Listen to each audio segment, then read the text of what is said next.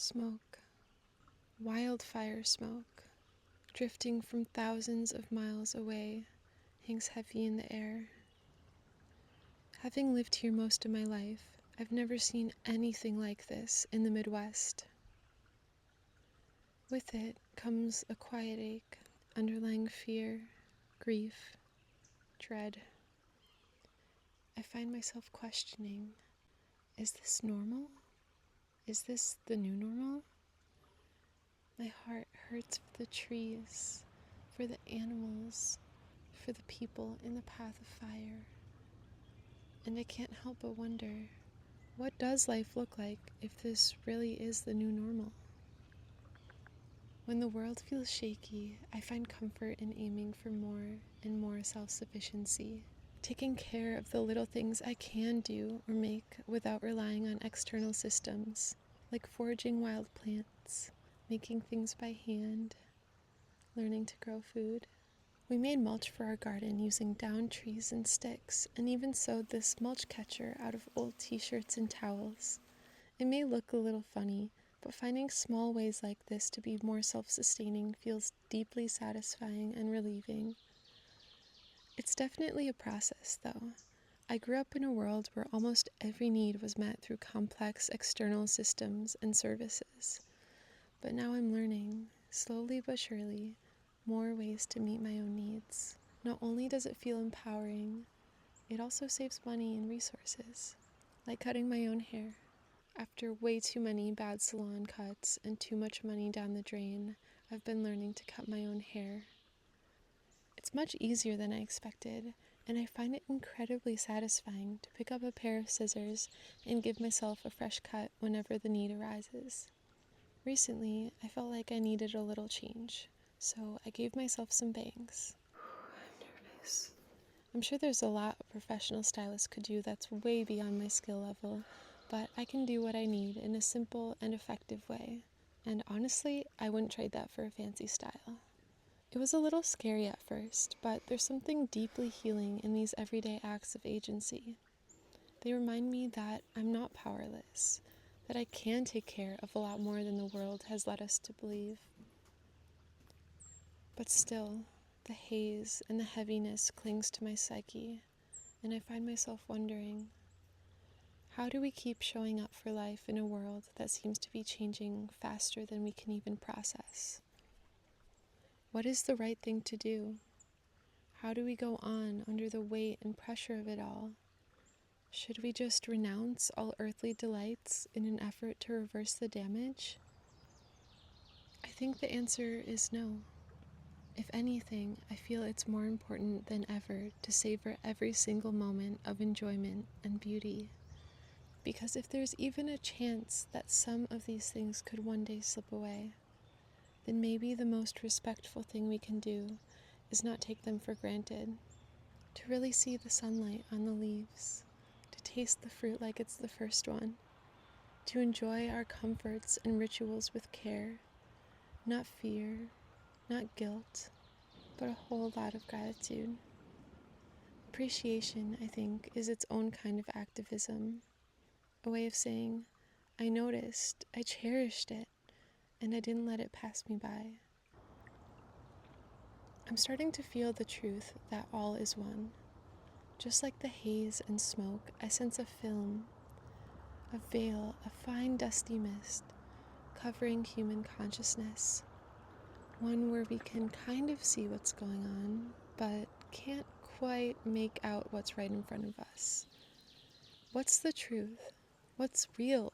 What's worth fighting for? And what should we let go of? Is any effort even worth it at all? Lately, I feel the way I imagine Mother Nature might feel. Confused, tender, tired, but trying her best. But when I really look to nature, I find answers. I find peace. Millions of miniature maple saplings pop up all over my yard and across the landscape. Nature wants to replenish. It's always replenishing, even when we don't notice it right away. I've been exploring the dance between joy, pleasure, and conscious consumption. In a world that often feels like it's unraveling, buying anything beyond the basics can feel frivolous. Enjoying anything more than the bare minimum can feel tone deaf or extravagant. But I'm realizing something. Joy and beauty aren't distractions from the state of the world. They're nourishment. The key, I think, is choosing them with care. Not to numb or escape, but to remember what we're protecting.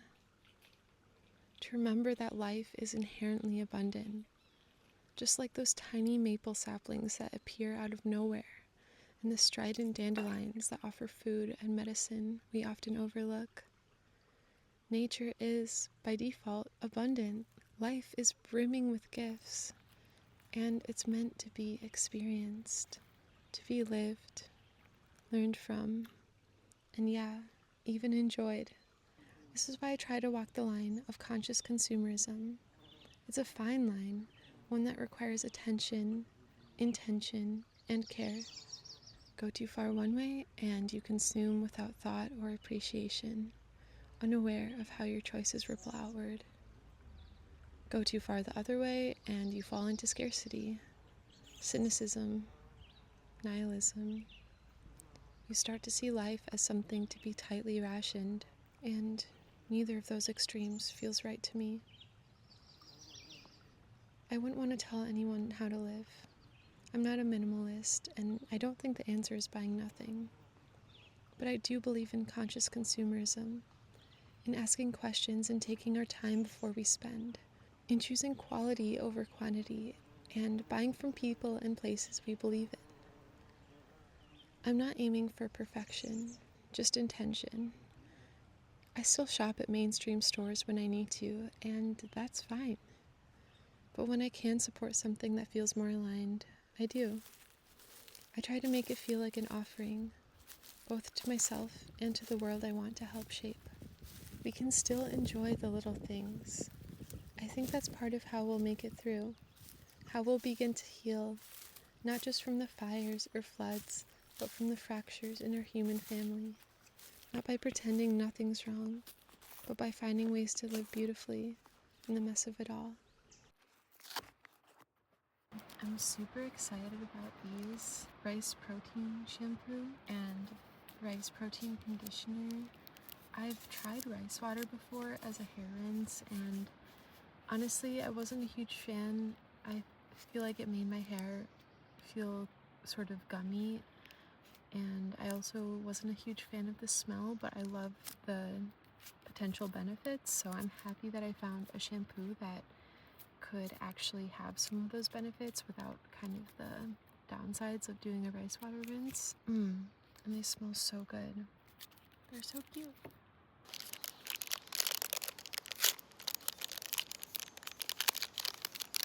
Cute little label. I really like their packaging. It's so cute.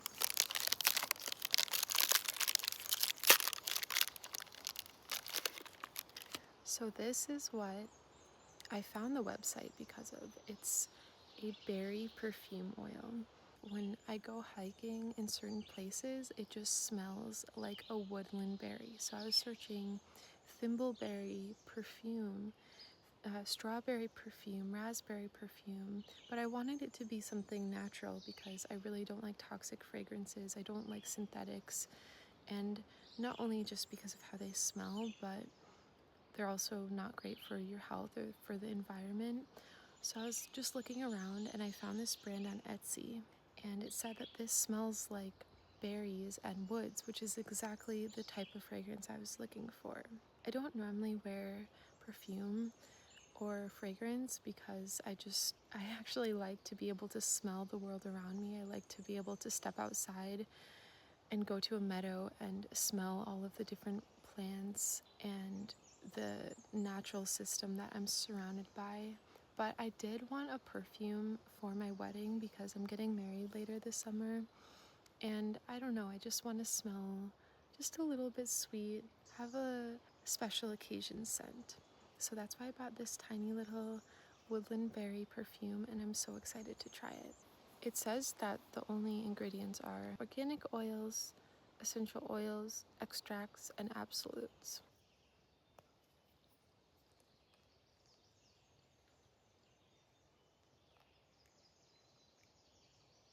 Things often smell a lot different in the bottle than on your skin too, because it reacts with your body chemistry. So I'm gonna dab some on my wrist and let you guys know in a couple minutes what I think.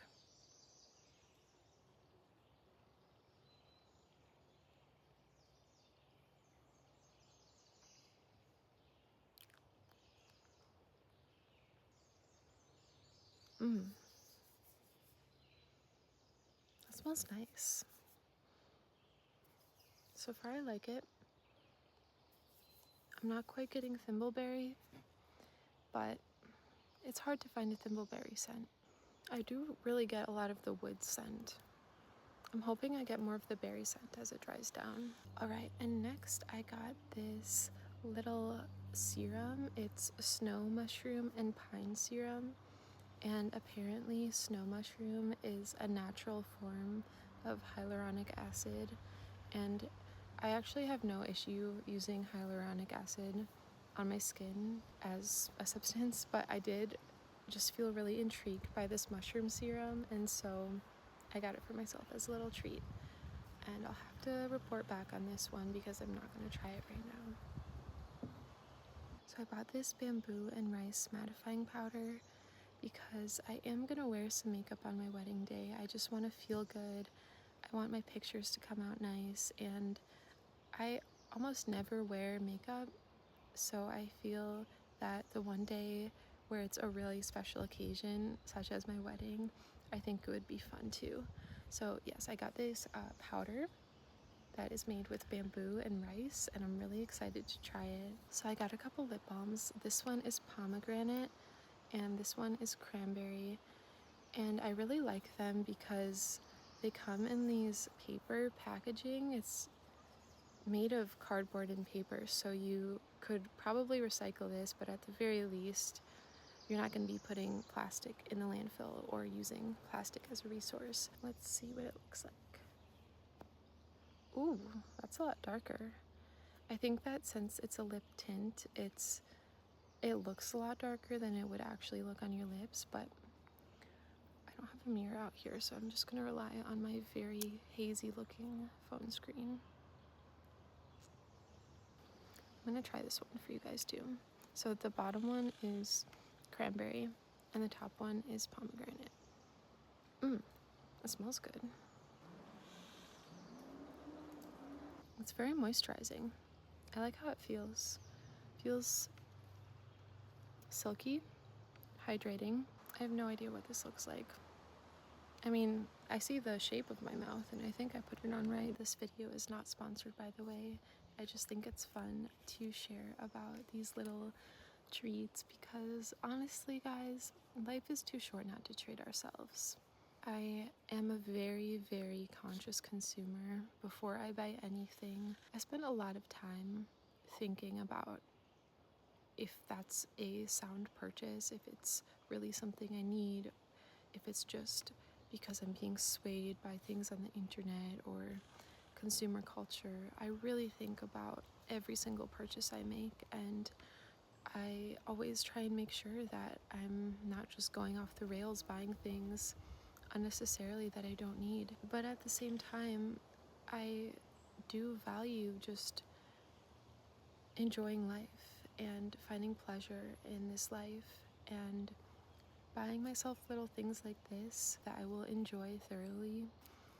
That's just a little pleasure that I don't think we should ever have to give up. And I think the more that we can aim towards conscious consumerism, the better we will all be, and also the more we can enjoy ourselves.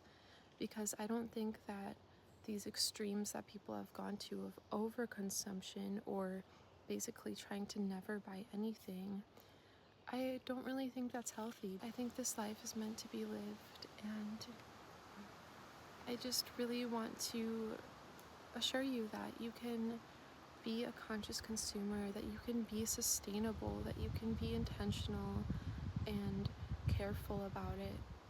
But that doesn't mean you have to remove any of the excitement or the joy that you get from little treats like this. There's no reason to ever get rid of that unless we absolutely have to. And maybe there will come a day but I believe that we should enjoy our lives in the meantime.